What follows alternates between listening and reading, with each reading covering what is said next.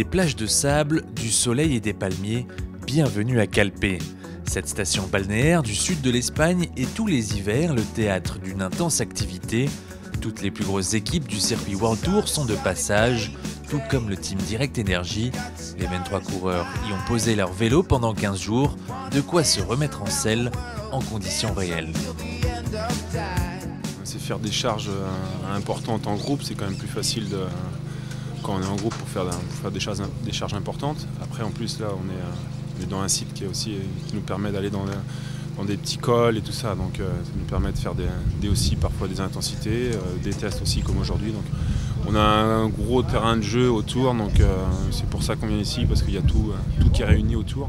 Le lieu est idéal pour un premier test grandeur nature, avec résultat à la clé. Putain, mais je suis nul. Ouais, c'était une bonne journée, on a bien travaillé.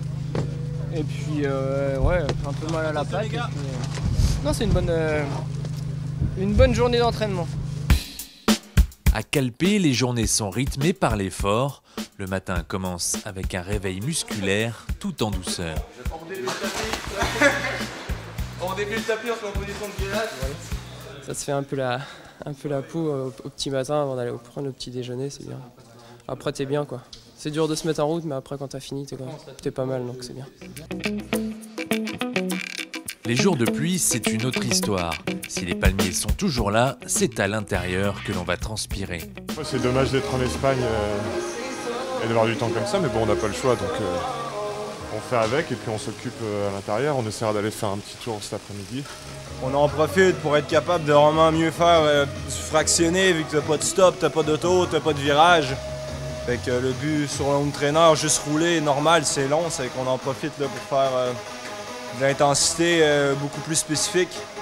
Fait que tu vas dans des zones très épuisantes, là, c'est court mais c'est assez violent.